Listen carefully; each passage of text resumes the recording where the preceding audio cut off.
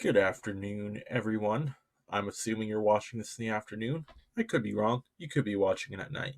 In that case, good evening, good night. Welcome back to JoyPad, where I, Mike, will be doing another music reaction. Today's track is by one of my favorite post rock bands. I don't know if I should have said that. They don't like being called post rock anymore. So I'm going to be doing a track by This Will Destroy You, who initially fell very much into the post rock genre, but over the years have kind of distanced themselves from post rock with some post metal, some drone in there, but have generally stuck their guns to being instrumental guitar based music. The song I'm going to be doing today is called Arena, which apparently is off of their upcoming album, which I guess is a B-sides and or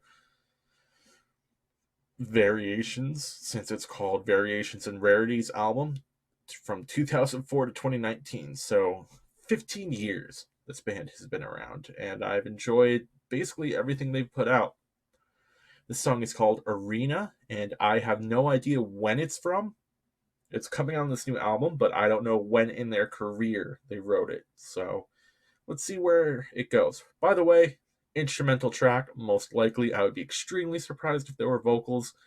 Also, if you have not seen any of my videos before, I occasionally pause them to talk about what I'm hearing, unless I'm so transfixed that I listen to the whole thing. However, this is also a longer song. Let's see where it goes, shall we?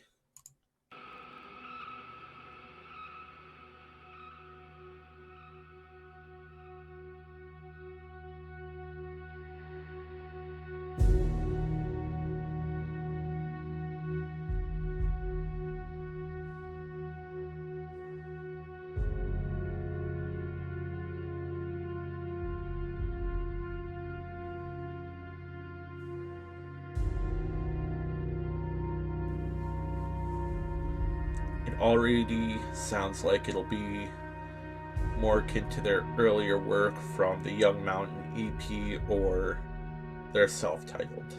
But let's see.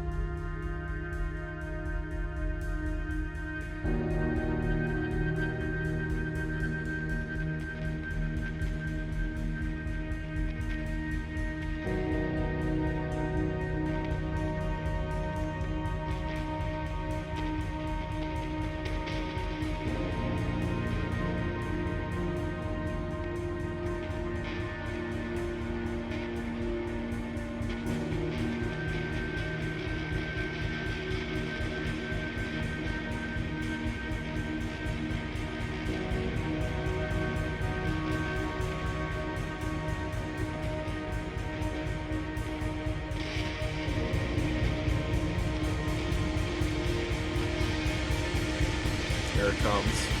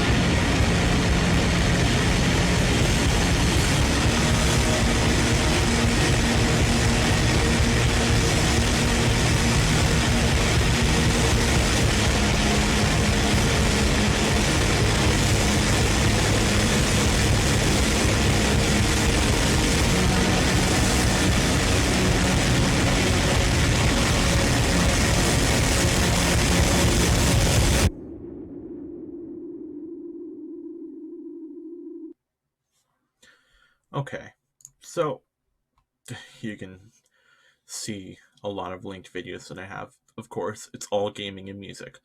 Um, I have some mixed feelings about that track. So, my first thought is that I don't think it was that good, but there's a couple of reasons for that, and I'm, of course, going to explain myself. First of all, a big tenet of post rock, and again, like, I would consider this song post rock, is that it builds. You know, when people make fun of post rock, they like to call it like crescendo core because that's kind of the deal. It builds up to these crazy, like, just wall of sound, big climaxes, and there's always a lot of build. And certainly this song built. It's a 6 minute long song. I didn't pause it at all because I was waiting. I was listening to that build. It builds and builds and builds. Right around the 5 minute mark is when it kind of kicked in. But I feel the build was too long and the payoff also wasn't good enough. So, and this isn't me like dumping on the band. There's probably a reason that this song is a B-side. As I said, this is a song that sounds like, man, that's a loud car. This is a song that sounds like it would have fit in perfectly on Young Mountain or um, the self-titled Dur.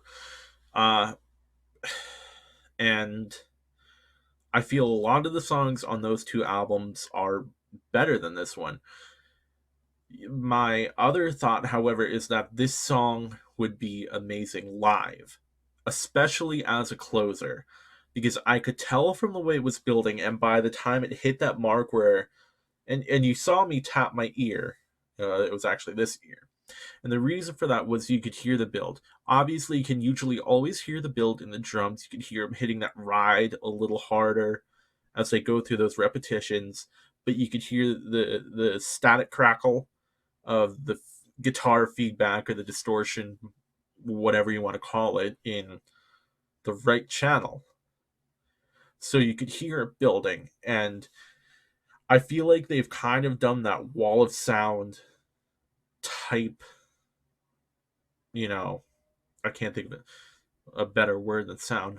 There's like no synonyms for sound. They've done that wall of sound thing better on other tracks, such as Little Smoke from, I believe that's from, I always get song titles and uh album titles mixed up. So I'm thinking of, no, Tunnel Blanket. Little Smoke had a great wall of sound, just like sonic waves just kind of pounding you. Here, they built up to it, but the production wasn't there, and I just feel like it there was no real variation in the build, and the payoff wasn't great. That abrupt ending is something that would work phenomenally live. It's something I've seen other post rock bands do, but as a whole, yeah, I see why this song is a B side or a rarity. I think it's probably one of the worst songs I've heard by This Will Destroy You. And to me, it was just kind of average, not great. So, as always, I try to find the positive things when I listen to new songs, even if they're not quite my style or I don't love everything about them. This was just an average song, especially for a band as good and talented and with such a great backlog as This Will Destroy You. But yeah, hey man, that's just my opinion. In the rare case that the band sees this, which has happened with some videos I've done to my amazement. Um, Again, not a bad song, just not your best, and I love your work. Ha, that's all. Anyways, let me know what you thought of this song down below. I imagine, post rock has a passionate fan base, but it also has a lot of detractors. A lot of people think it's boring, and this is the kind of song that would contribute to that stereotype, I think. But yeah, let me know what you thought down below. You can leave me a comment. You can check out some of my other videos, music reviews several times a week, gaming videos basically every day, and something new coming on Sundays very, very soon. Thank you for watching, and until the next video, stay joyful, and I will see you then. Bye.